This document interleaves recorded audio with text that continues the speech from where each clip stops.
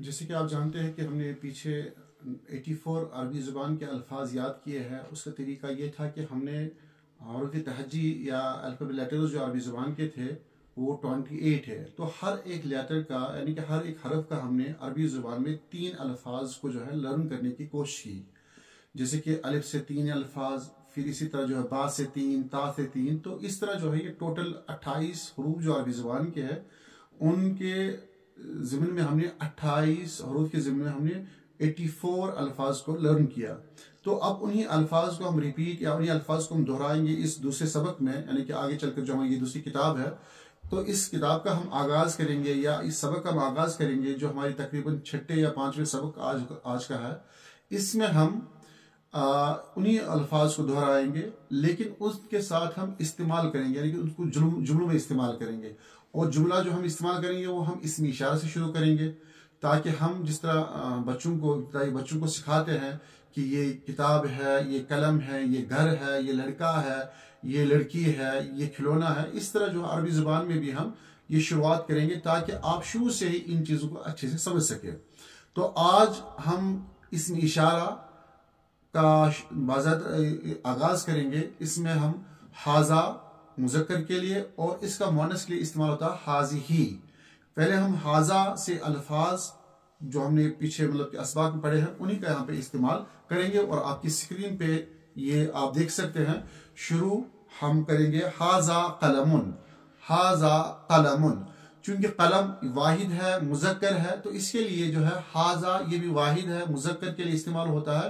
تو اس کا ترجمہ ہوگا حاذا قلم، یہ قلم ہے. یہاں پہ یاد رکھیے گا قلم مذکر ہے تو اس لیے اس کے ساتھ اسمی اشارہ ہم مذکر ہی لائیں گے حاذا، کیونکہ حاذا کا جو مؤنث آتا ہے وہ آتا ہے حاذی. تو یہاں پہ آپ کو یاد رکھنا ہوگا کہ حاذی اور حاذا یہ دو الگ الگ کیریکٹر کے لیے استعمال ہوتا ہے، ایک مذکر کے لیے ایک مؤنث کے لیے استعمال ہوتا ہے. اسی طرح کتاب یہ اردو میں استعمال ہوتا ہے، ہم کشمیری میں استعمال کرتے ہیں کتاب، لیکن اردو زبان میں کتاب مؤنث ہے. اس کو یاد رکھیے گا آپ، کتاب اردو زبان میں مؤنث ہے لیکن عربی زبان میں کتاب مذکر مستعمل ہے. تو یہاں پہ ہم کہیں گے یہ کتاب ہے، تو عربی میں کیا کہیں گے ہم؟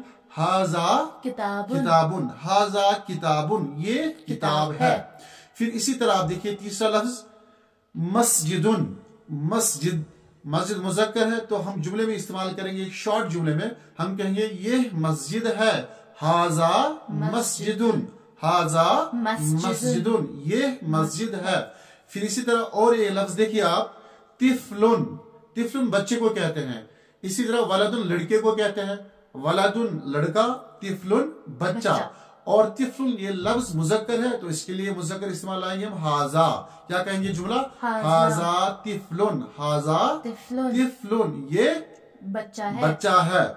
پھر اسی طرح جو ہے کتے کو عربی میں کہتے ہیں کلبن. کلبن. حاذا کلبن. حاذا کلبن، یہ کتا ہے. یہ کتا ہے.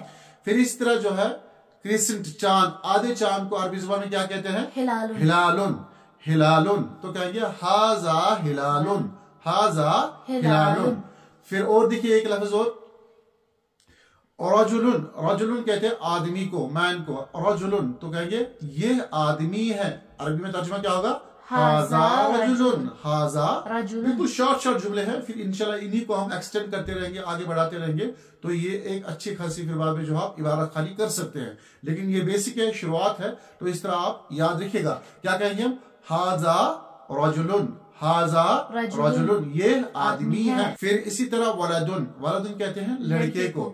حاذا ولدن. حاذا ولدن، یہ لڑکا ہے. یہ لڑکا ہے. پھر اور ایک لفظ دیکھیے آپ اسکرین پہ جملن. جملن کہتے ہیں اونٹ کو.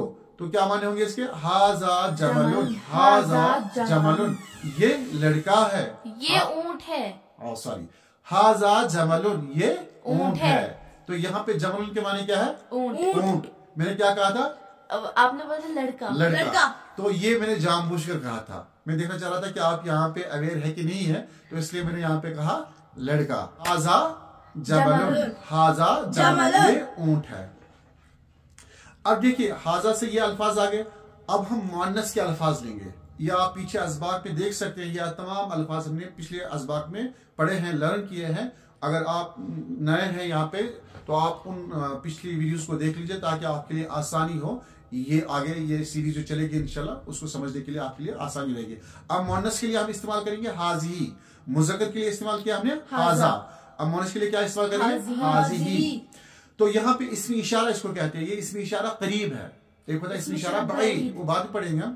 اسم اشارہ قریب ہے لیکن مؤنث کے لیے. اب دیکھیے عربی میں ہم جو بیگ ہوتا ہے نا بستہ جس کو کہتے ہیں, عربی میں اس کو کہتے ہیں حقیبتن. کیا کہتے ہیں؟ حقیبتن. حقیبتن. حقیبتن. حاضی حقیبتن. حاضی حقیبتن. یہ بیگ ہے. پھر اس طرح جو ہے گائے کے لیے عربی میں لفظ آتا ہے بقرتن. بقرتن. اس طرح قرآن کریم میں ایک سورہ ہے سورۃ البقرہ, یعنی کہ سورہ فاتحہ کے بعد جو سورہ ہے اس کا نام ہے سورہ بقرہ. یعنی کہ اس میں کہیں پہ گائے کا ذکر ہے تو اس لیے اس کا نام پڑا سورہ بقرہ. اب یہاں پہ بقرتن کے معنی کیا ہے؟ گائے. اور یہ گائے جو ہے یہ مؤنث ہے. عربی زبان میں یہ مؤنث ہے. تو کیا کہیں گے؟ حاضی بقرتن. حاضی بقرتن. یہ گائے ہے. پھر اسی طرح جو ہے بائسکل کے لیے استعمال ہوتا ہے دراجتن. دراجتن ہے نا, تو مؤنث ہے. پچھلے آپ نے پڑھا ہوگا دراجتن کہتے ہیں بائسکل کو. تو کہیں گے حاضی دراجتن. یہ بائسکل ہے. پھر ایک لفظ آپ لوگوں نے یہ بھی پڑھا تھا مسطرتن. مسطرتن کس کو کہتے ہیں؟ پیمانے کو. پیمانے کو کہتے ہیں, اسکیل کو کہتے ہیں, رولر کو کہتے ہیں نا. حاضی مسطرتن. حاضی مسطرتن. پھر گھڑی ہم پہنتے ہیں واچ. واچ کو عربی میں کہتے ہیں ساعتن. ساعتن کہتے ہیں. کیا کہتے ہیں؟ ساعتن. ہم کہیں گے حاضی ساعتن. یہ گھڑی ہے. حاضی ساعتن. یہ گھڑی ہے. پھر اور ایک لفظ دیکھیے آپ, ڈک کو عربی میں کیا کہتے ہیں؟ بطتن. مؤنث کے لیے آتا ہے بطتن ہے نا, بطتن. ہم کہیں گے حاضی بطتن. حاضی بطتن.